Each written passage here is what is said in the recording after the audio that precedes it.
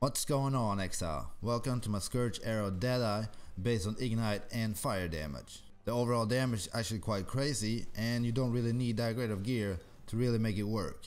That's also why I think it could possibly be a good starter for 3.5 unless they make some significant changes on the build between now and the release of the update.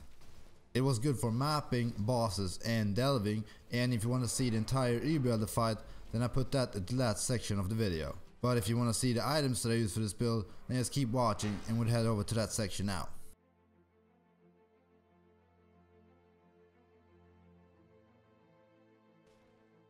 The unique items that I used for this build was one Lionel's Glare bow for clearing, and then I press X to switch to my other bow for bosses, which was a Chinsol bow. I used the Chinsol bow for the 100% increased damage against enemies that are close to me.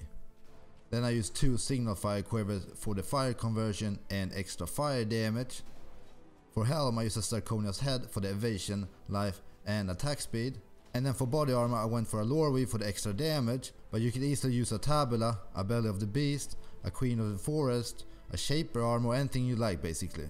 Then I used a pair of Tonefist gloves and made sure I had a murderous eye jewel placed in it for the free intimidation. And that's so enemies take 10% more damage. Lastly I used a Lionel's Fall jewel to turn melee modifiers into bow ones and place that on the skill tree where you can see right now. For rares, these are stats that you're looking for.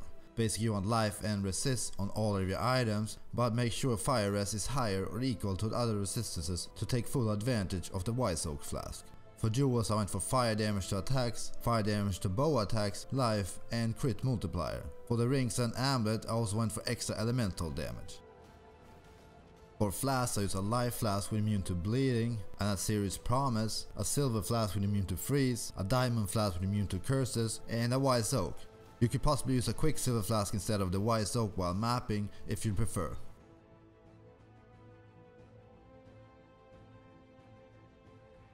In my main gem setup, which I kept in my body armor, I used Scourge Arrow, and with that I had Mirage Archer, elemental damage with attacks, combustion, fire penetration and Immolate. And in my boots I used my auras and movement skills, which was Herald of Ash, Anger, Blink Arrow and faster attacks. And then in my helm I used one of my defensive setups, which was Cast from Damage Taken level 10, Immortal Call level 12, Increased Duration and Wall Haste. Then in my gloves I used Summon Ice Golem and Blood Rage. Then in both of my bows I used the same setup, and that was Cast from Damage Taken level 1, Enfeeble level 5 and Decoy Totem.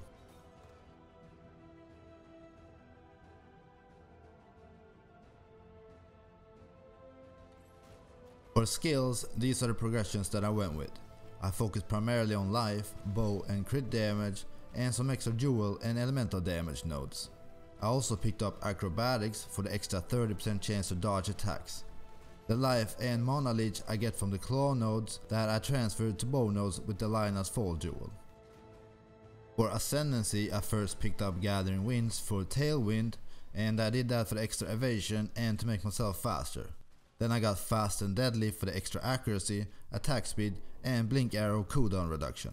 Then I went for Powerful Precision for the extra pierce and crit chance against pierced enemies. Lastly I decided to go for Rupture for a chance to bleed and then extra damage against bleeding enemies.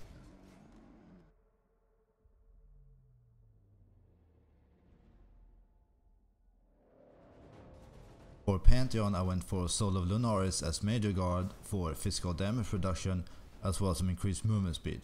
You also get a chance to avoid projectiles and to dodge attacks and spells. For Minor Guard I went for Soul of Gruthkul for even more physical damage reduction, as well as whenever an enemy hit me they get reduced attack speed. For Bandits either help Alira or kill them all.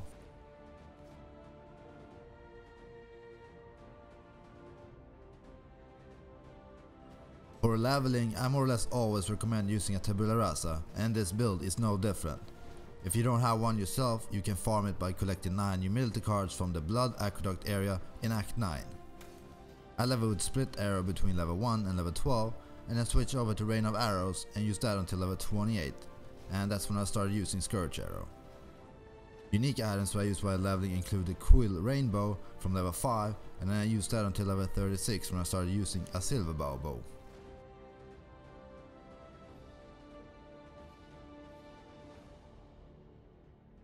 The main positives of this build is that you can kill every boss in the game quite easily. It's also a good choice for people that have never killed Uber Elder before to get their first kill.